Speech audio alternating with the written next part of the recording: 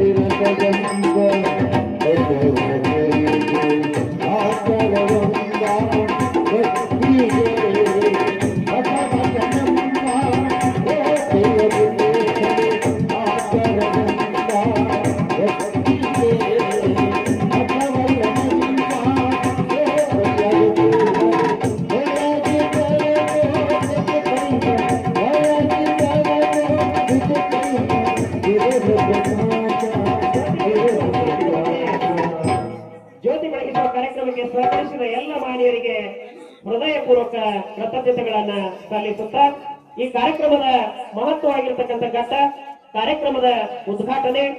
ಈ ಕಾರ್ಯಕ್ರಮವನ್ನ ನಮ್ಮ ಸಿಂದಗಿಯ ಮಾಜಿ ಜನಪ್ರಿಯ ಶಾಸಕರಾಗಿರ್ತಕ್ಕಂಥ ಶ್ರೀಯುತ ರಮೇಶಣ್ಣ ಬುಸ್ನೂರ್ ಇವರು ಈ ಕಾರ್ಯಕ್ರಮವನ್ನು ನೆರವೇರಿಸಿಕೊಡ್ಬೇಕಂತ ಹೇಳಿ ನಾನು ವೇದಿಕೆ ಮೇಲೆ ಇರ್ತಕ್ಕಂಥ ಎಲ್ಲ ಹಿರಿಯರೊಂದಿಗೆ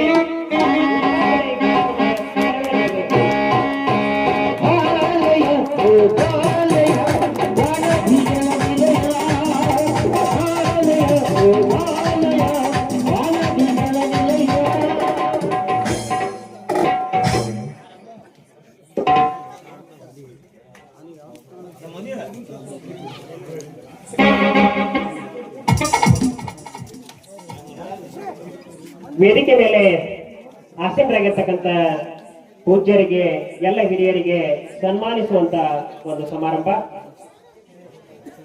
ಈ ಕಾರ್ಯಕ್ರಮದ ಪಾವನ ಸಾನ್ನಿಧ್ಯವನ್ನು ವಹಿಸಿರ್ತಕ್ಕಂಥ ಜಗದೇವ ಮಲ್ಲಿಬಮ್ಮ ಮಹಾಸ್ವಾಮಿಗಳಿಗೆ ಸುಭಾಷ್ ದೇಸಾಯಿ ಅವರು ಬಂದು ಸನ್ಮಾನಿಸಬೇಕಾಗಿ ನಾನು ವಿನಂತಿಸ್ಕೊತಾ ಇದ್ದೇನೆ. ಸುಭಾಷ್ ದೇಸಾಯಿ ಅವರು ಆದಷ್ಟು ಬೇಗ ಬರಬೇಕು, ಬಾಳಾಗಿರೋದ್ರಿಂದ ಬೇಗ ಬರಬೇಕು. ಹೋಗಲ್ಲಿರಿ ಎಲ್ಲರೂ ಹೋಗಲ್ಲಿರಿ ಮಾಡು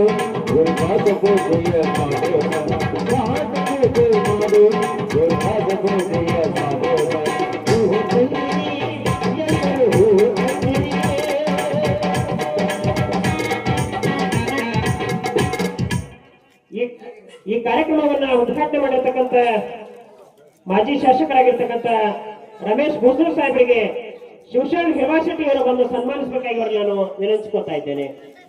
ಹಿರವಾಶೆಟ್ಟಿ ಅವರು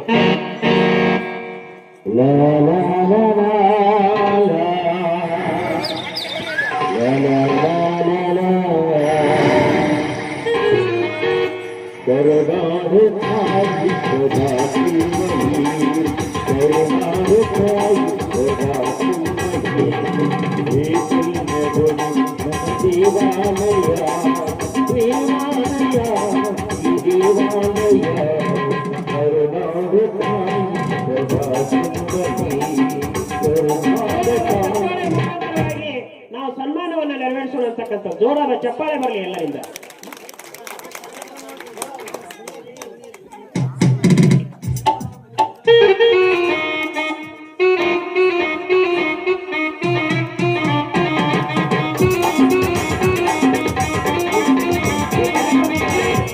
ಈ ಕಾರ್ಯಕ್ರಮದ ಅಧ್ಯಕ್ಷತೆಯನ್ನು ವಹಿಸಿರ್ತಕ್ಕಂಥ wealth is lost, nothing is lost. If health is lost, something is lost. If character is lost, everything is lost ಅನ್ನುವಂತ ಮಾತನ್ನು ಹೇಳ್ತಾರೆ. ಈ ಜಗತ್ತಿನಲ್ಲಿ ನಾವು ಸಂಪತ್ತನ್ನು ಗಳಿಸಿದ್ವಿ ಅಂತ ಕೇಳಿದ್ರೆ ಅದು ಹೋಯ್ತು ಅಂತ ಕೇಳಿದ್ರೆ ಮತ್ತೆ ಗಳಿಸಾಕ್ ಬರ್ತೈತೋ ಇನ್ನೊಂದ್ಸಲ ಮುಂದಿನ ಸಲ ಕಪ್ಪು ಕಡ್ದ ಮತ್ತೆ ಬರ್ತೈತೆ ರೊಕ್ಕ ಅನ್ನೋ ಲೆಕ್ಕದಾಗ ಇರ್ತೀವಿ ನಾವು. ಅದೇ ರೀತಿ ನಮ್ಮ ಆರೋಗ್ಯ ಏನಾದ್ರೂ ಕೆಟ್ಟ ಬಿಡ್ತು ಅಂತ ಕೇಳಿದ್ರೆ, ಆರೋಗ್ಯ ಹೋಯ್ತು ಅಂತ ಕೇಳಿದ್ರೆ ಈ ಜೀವನದಾಗ ಅರ್ಧ ಕಳ್ಕೊಂಡಂಗಂತ. ಆದ್ರೆ ಮನುಷ್ಯ ಇದ್ದಾಗ ಹೆಂಗ್ ಸಾಯ್ತಾನ ಅಂತ ಕೇಳಿದ್ರೆ ತನ್ನ ಶೀಲ ಚಾರಿತ್ರ್ಯ ಅನ್ನುವಂಥದ್ದು ಕಳ್ಕೊಂಡ ಅಂದ್ರೆ ಅವ ಇದ್ದು ಸತ್ತಂಗ ಅನ್ನುವಂತ ಮಾತನ್ನ ನಮ್ಮ ಭಾರತೀಯ ಸಂಸ್ಕೃತಿ ಹೇಳ್ಕೊಂಡು ಬರ್ತದೆ. ಇವತ್ತಿನ ಬಹುಶಃ ಈ ನಾಟಕವನ್ನ ಈ ಹೆಡ್ಲೈನ್ಸ್ ನೋಡಿದ್ರೆ ಮಾತ್ರ ನನಗ ಹಂಗ ಅನ್ಸಾಕತ್ತದ. ನಮ್ಮ ಸಿಂದಗಿ ಅಂತ ಕೇಳಿದ್ರೆ ಇನ್ನೊಬ್ಬ ವ್ಯಕ್ತಿಯನ್ನು ನಾವು ನೆನೆಸ್ಕೋಬೇಕು. ನಾಟಕ ಬಂದಾಗ ಯುವ ಕಲಾವಿದ ಆಗಿರ್ತಕ್ಕಂಥ ನಮ್ಮ ಸಿಂದಗಿ ಶಿವಾನಂದ ನಿಮ್ಗೆಲ್ಲ ಗೊತ್ತಿದೆ. ಬಹಳ ನಮ್ಮ ಹೆಸರನ್ನ ಸಿಂದಗಿ ತಾಲೂಕಿನ ಹೆಸರನ್ನ ರಾಜ್ಯ ಮಟ್ಟದಲ್ಲಿ ಹೋದಂತಹ ಶಿವಾನಂದನನ್ನು ಕೂಡ ನೆನೆಸ್ಕೋಬೇಕಾಗ್ತದೆ.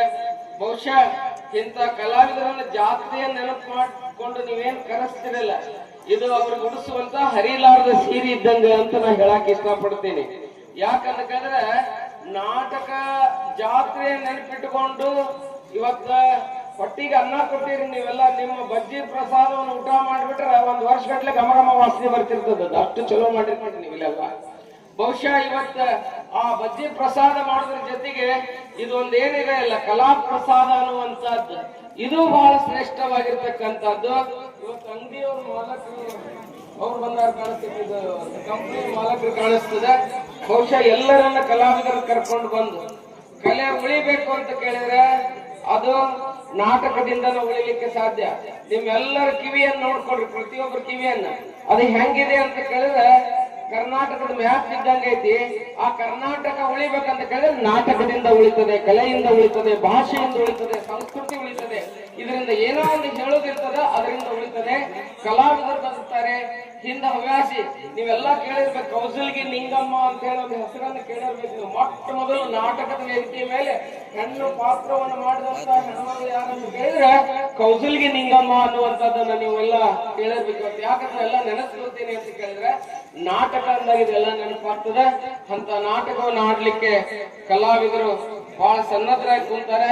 ನಿಮ್ ಲಕ್ಷ್ಯ ನಮ್ ಕಡೆ ಇಲ್ಲ, ನಾವೆಲ್ಲ ಬ್ಲಾಕ್ ಅಂಡ್ ವೈಟ್ ಟಿವಿ ಇದ್ದಂಗೆ ಅದೀವಿ. ಹಿಂದೆ ಕಲರ್ ಟಿವಿ ಬರೋದು ಪರದೆ ಹಿಂದೆ, ಆ ಕಡೆ ನಿಮ್ಮೆಲ್ಲರ ಲಕ್ಷ್ಯ ಇದೆ. ಆ ನಾಟಕವನ್ನು ನೋಡಿ ಆನಂದ ಪಡ್ರಿ. ನಿಮ್ಗೆಲ್ಲರಿಗೂ ಒಳ್ಳೇದಾಗ್ಲಿ. ಬಬಲೇಶ್ವರ ಗ್ರಾಮ ಅಂತ ಕೇಳಿದ್ರೆ ಒಂದು ಸಂಸ್ಕೃತಿ, ಆಧ್ಯಾತ್ಮದ ಗ್ರಾಮ, ಕಾಯಕ ಯೋಗಿಗಳ ಗ್ರಾಮ. ನಮ್ಮ ಗುರುಗಳಾಗಿರ್ತಕ್ಕಂಥ ಜಗದೇವ ಮಲ್ಲಿ ಬೊಮ್ಮಣ್ಣನವರ ತಂದೆಯಾಗಿರ್ತಕ್ಕಂಥ ಗುರುಬಸಪ್ಪನವರ ಗ್ರಾಮ ಅಂತ ಹೇಳಿ ನಾನು ಬಹಳ ಭಕ್ತಿಯಿಂದ ಹೇಳಕ್ ಇಷ್ಟಪಡ್ತೀನಿ. ಎಲ್ಲರಿಗೂ ಅನಂತ ಶರಣಾರ್ಥಿಗಳನ್ನು ಹೇಳಿ ನನ್ನ 2 ಮಾತುಗಳನ್ನು ಮುಕ್ತಾಯ ಮಾಡ್ತಾ ಇದ್ದೀನಿ. ಜೈ ಗುರು ಬಸವೇಶ್ವರ.